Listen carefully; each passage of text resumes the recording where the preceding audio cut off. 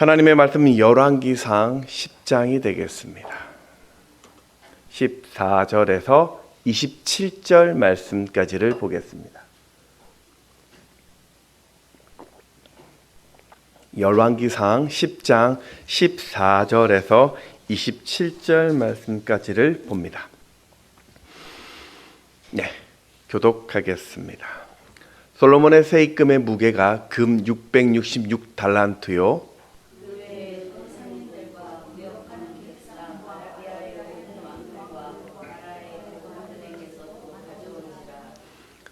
솔로몬 왕이 쳐서 느린 금으로 큰 방패 200개를 만들었으니 매 방패에 든 금이 600세겔이며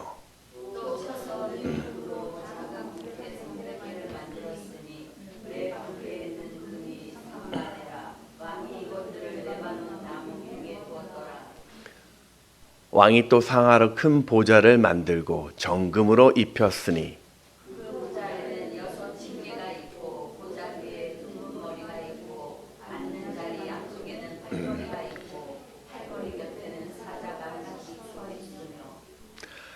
또 12사자가 있어 그 6층계 좌우편에 서 있으니 어느 나라에도 이같이 만든 것이 없었더라.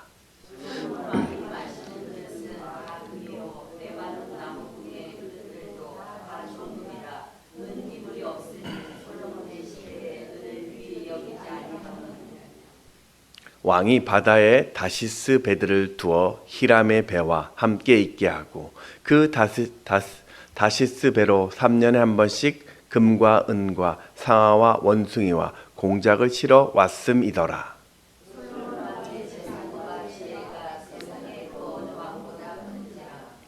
온 세상 사람들이 다 하나님께서 솔로몬의 마음에 주신 지혜를 들으며 그의 얼굴을 보기 원하여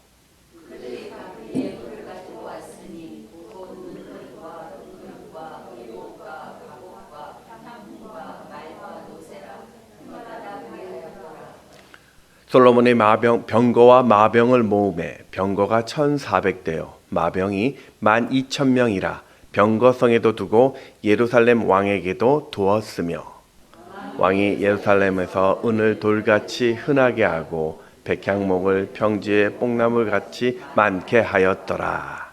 아멘. 네, 오늘 오신 여러분을 환영하고 또 축복합니다. 우리 옆에 계신 분들과 이렇게 한번 축복해 주셨으면 좋을 것 같아요.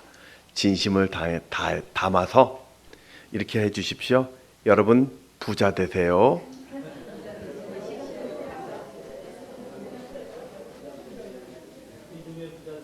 네. 자, 혹시 부자 되세요라는 이 말이 기분 나쁘게 들리신 분 계십니까? 왜 목사님 나에게 부자 되게 하냐고 혹시 막 화가 솟구치시는 분 그런 분 계십니까? 네. 부자라는 말은 아마도 누구도 싫지 않은 그런 말일 것입니다. 어떻게 보면 우리가 인생을 살아가면서 인생의 또 다른 목표가 이런 또 부유함, 풍요로움이 아닐까 생각되어집니다. 자, 그렇다면 여러분이 생각하는 부자의 기준은 어떻습니까? 여러 가지 기준이 있을 텐데 어떤 조사 자료에 의하면 우리나라 사람이 생각하는 부자 정도 된다면 한 자산이 한 30억 정도 있어야 되고 월 소득이 1,000만 원 그리고 강남에 아파트나 부동산 한 채 정도 소유한 자 정도 돼야 부자다라고 이야기한답니다. 이 정도면 우리나라 상위 1%에 들어간다고 합니다. 한 50만 명 정도 들어가는 수라고 합니다. 그래서일까요? 우리는 늘 좀 더 가지고 싶고 좀 더 큰 것을 누리고 싶어 합니다. 그런데 성경은 이런 인생의 희망에 대해서 조금 다른 말을 하고 있죠. 디모데전서 6장 9절 말씀 같이 읽을까요? 시작. 부활해하는 자들은 시험과 올무와 여러 가지 어리석고 해로운 욕심에 떨어지나니 곧 사람으로 파멸과 멸망에 빠지게 하는 것이라. 심지어 예수님은 부자가 천국에 가는 것이 불가능에 가깝다라고까지 이야기합니다. 마가복음 10장 25절에 보면 낙타가 바늘귀 나가는 것보다 부자가 하나님 나라에 들어가는 것보다 쉬우니라라고 이야기하죠. 여러분, 부자가 무엇이기에 성경이 이렇게까지 강하게 경고를 하고 있을까요? 자, 그런데 성경의 또 다른 면에 보면 하나님이 전혀 다른 말씀을 하기도 합니다. 창세기에 보면 하나님이 아브라함에게 너는 복의 근원이 된다 라고 이야기하죠. 그러면서 물질을 쏟아 부어 주셨습니다. 신명기 28장에도 보면 우리는 들어가도 복을 받고 나가도 복을 받을 것이다 라는 하나님께서 우리에게 약속도 해 주셨습니다. 여러분, 어디서는 복을 받으라고 하고 또 어디서는 부자가 되지 말라고도 합니다. 도대체 그 기준이 무엇일까? 우리는 어디에 기준을 맞춰야 될까요? 자, 이 부분에 대해서 좀 정리를 좀 해보겠습니다. 하나님은 우리에게 물질을 주시기 원하십니다. 그러니까 이 물질이 정죄의 대상이라든지 부를 구하는 것이 전혀 잘못된 것이 아닙니다. 근데 문제가 있습니다. 문제는 우리가 자꾸 그 물질에 묶이게 된다는 것이죠. 생각해 보십시오. 여러분은 왜 부자가 되고 싶습니까? 한번 생각해 보십시오. 나 부자 되어야 되는데 왜 부자가 되어야 할까? 평생 물질에 연연하지 않고 살고 싶어서, 내가 해보고 싶은 거 다 마음껏 좀 해보고 싶어서, 좀 마음 편하게 살고 싶어서, 즐기며 살고 싶어서, 내 자손들에게 이런 자유를 좀 전해주고 싶어서. 문제는 바로 그런 마음이 하나님께 나가는 그 믿음의 길을 막더라는 것입니다. 마가복음 4장 19절 말씀을 같이 읽어보겠습니다. 시작.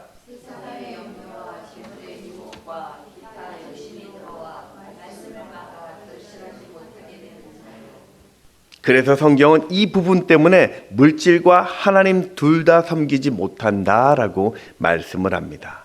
우리 마태복음 6장 24절도 보면 한 사람이 두 주인을 섬기지 못할 것이니 혹 이를 미워하고 저를 사랑하거나 혹 이를 중히 여기고 저를 경히 여김이라. 너희가 하나님과 재물을 겸하여 섬기지 못하느니라. 오늘 이 말씀을 좀 더 크게 좀 더 확대해서 해석하면, 내가 이 땅에서 떵떵거릴 수만 있다면 내가 잠시 말씀을 떠나는 것도 내가 동의가 된다는 말입니다. 부자와 하나님, 물질과 순종, 나의 영광과 하나님의 영광. 지금 여러분은 무엇을 선택하시겠습니까? 누구를 더 사랑하고 계십니까? 참 어려운 문제죠. 자, 우리 옆에 계신 분 다시 한번 이렇게 믿음의 고백을 하겠습니다. 하나님이 더 좋습니다.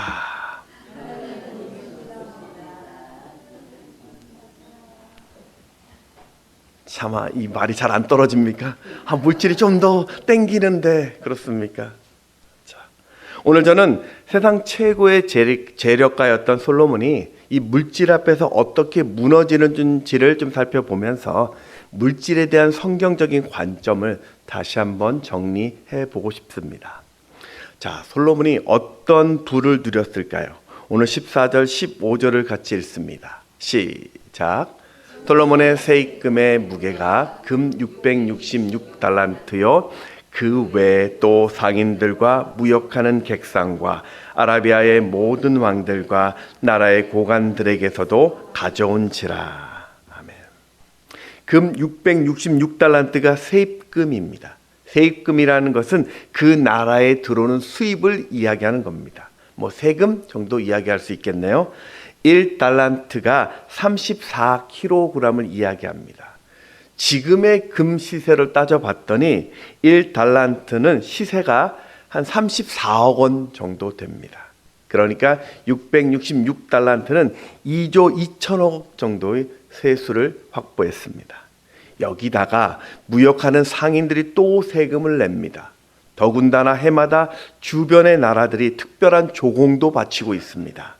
열왕기상 9장에 보면 두로왕 히람이 금 560달란트를 보내왔고 10장에서는 스바의 여왕이 금 120달란트를 가지고 방문합니다. 정말 솔로몬은 상상할 수 없는 재력을 가진 자였습니다. 자, 중요한 것. 그렇다면 솔로몬은 이 재력을 가지고 무엇을 했을까요? 오늘 16절, 17절 말씀을 같이 읽습니다. 시작. 솔로몬의 왕이 쳐서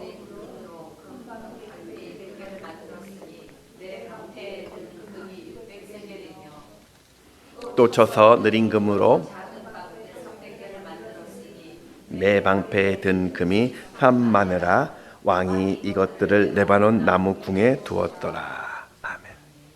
솔로몬은 개당 금 600세겔, 이 세겔이 한 6.8kg 정도를 이야기합니다. 그렇게 넣어서 인체의 전신을 막는 큰 방패 200개를 만들었는데 그때 사용된 금이 대략 한 1.4톤 정도를 사용했습니다. 그리고 가슴만 가리는 휴대용 작은 방패를 300개 만들었는데 그때 들어간 금이 한 540kg 정도가 됩니다. 더 입이 벌어지는 것은요, 왕이 마시는 모든 그릇이 다 금이었습니다. 열왕기상 10장 21절에 보면 솔로몬 왕이 마시는 그릇은 다 금이요 레바논 나무궁의 그릇들도 다 정금이라 은 기물이 없으니 솔로몬 시대의 은을 귀히 여기지 아니함은, 심지어 은은 아예 예물 취급으로 하지도 않았습니다. 그만큼 솔로몬 시대는 은도 귀하게 여기지 않았던 거죠. 여기다가 지중해 무역을 통해서 해마다 금과 은과 진귀한 상아와 원숭이와 공작도 매번 치러 왔습니다. 우리 22절 같이 한번 읽어볼까요? 시작. 왕이 바다에 다스시 히람의 배와 함께 있게 하고 그 다시스 배로 3년에 한 번씩 금과 은과 상아와 원숭이와 공작을 실어 왔음이더라. 이렇게 은그릇, 금그릇, 의복과 향복, 말과 노새와 예물을 그가 밀려 들고 있습니다. 25절도 보면 그들이 각기 예물을 가지고 왔으니 곧 은그릇과 금그릇과 의복과 갑옷과 향품과 말과 노새라 해마다 그리하였더라. 그리고 솔로몬은 이런 예물들 뿐만 아니라 그들에게서 받은 병거와 마병으로 병거성과 예루살렘에 두기도 합니다. 26절 또 읽습니다. 시작.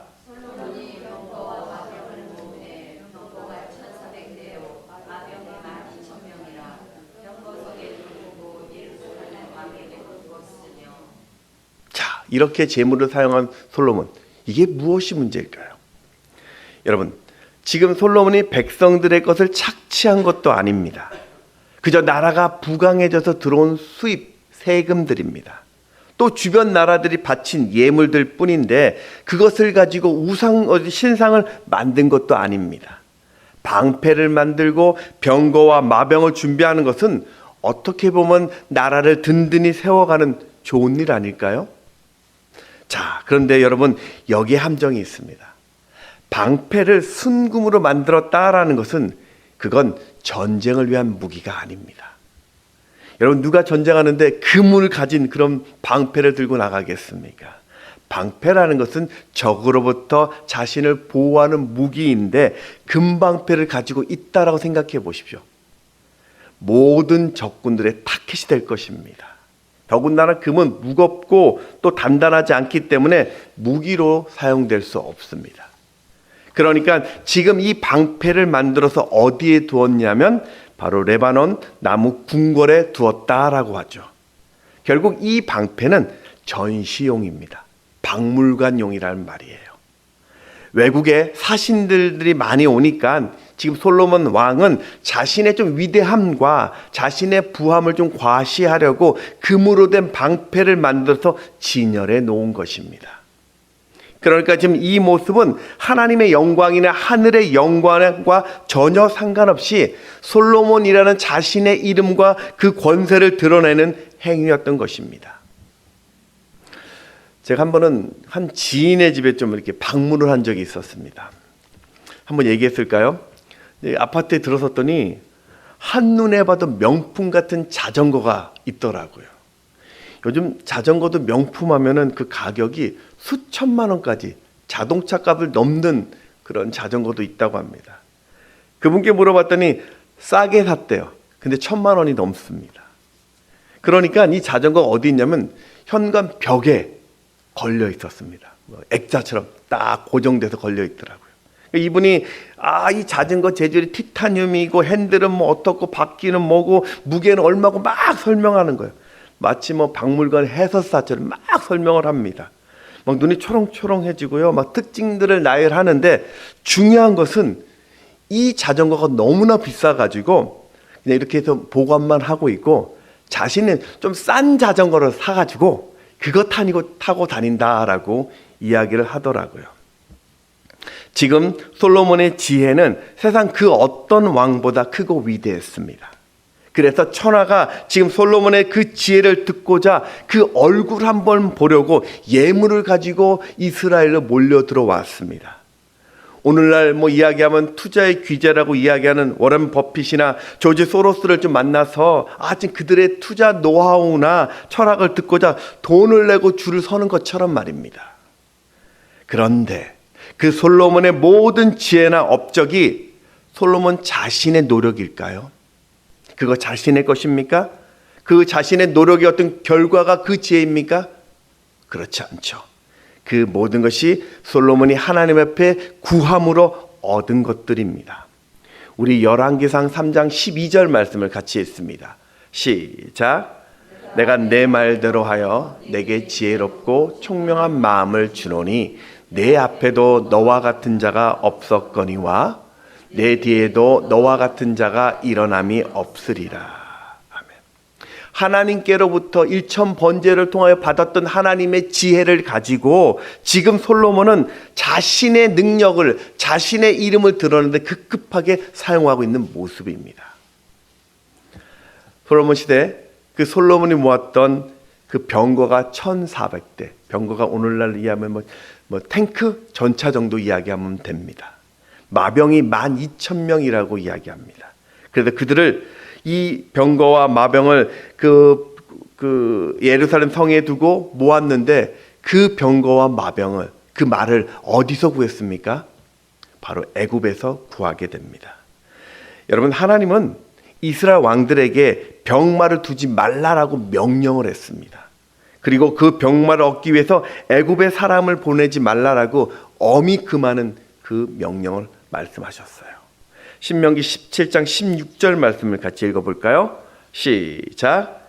그는 병마를 많이 두지 말 것이요 병마를 많이 얻으려고 그 백성을 애굽으로 돌아가게 하지 말 것이니 이는 여호와께서 너희에게 이르시기를 너희가 이후에는 그 길로 다시 돌아가지 말 것이라 하셨으며. 그러니까 지금 솔로몬은 이 하나님의 말씀을 불순종하고 있는 상태입니다. 지금 솔로몬은 착각해서 지금 이런 불순종을 하고 있을까요? 솔로몬이 말씀을 몰라서요? 그렇지 않습니다. 29절에 보면 애굽에 들어온 병거가 한 대 은 600세겔이요 말은 한 필에 150세겔이라 이와 같이 햇사람의 모든 왕과 아람 왕들에게 그것들을 되팔기도 하였더라. 이스라엘이라는 지금 위치는 그 아프리카 대륙과 유럽과 아시아를 연결하는 이 동서의 교통 요충지입니다.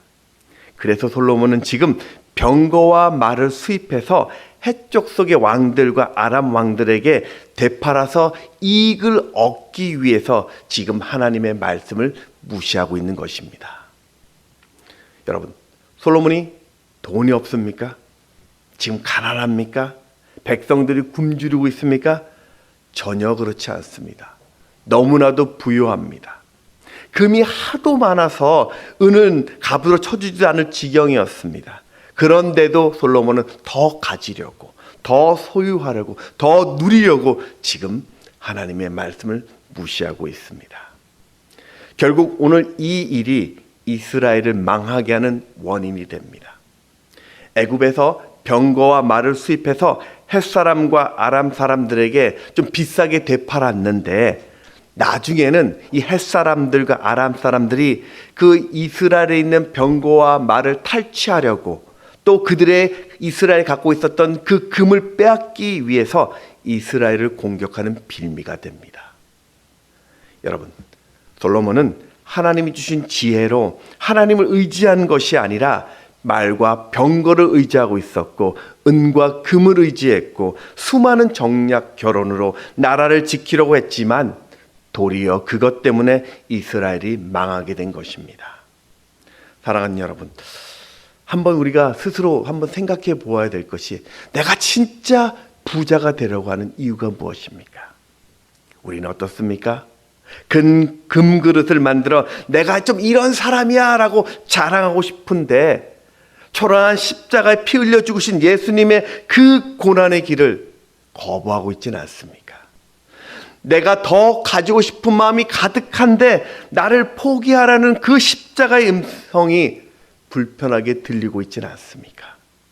초라한 나를 좀 뛰어넘어서 세상의 것을 좀 다 가지고 누리고 싶은데 그거 내려놓고 순종하라는 천국의 메시지가 불편하게 들리고 있지는 않습니까?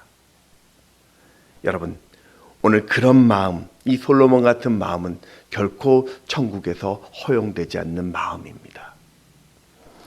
아, 나도 저 사람처럼 저런 집 좀, 저런 차 좀, 저런 직장 좀 가져봤으면, 내가 그때 그랬으면 되어야 되는데, 그때 그를 만나지 말았어야 되는데, 그렇게 재물을 바라보는 부러움 때문에 지금의 나를 더 초라하게 만들고 있지는 않습니까?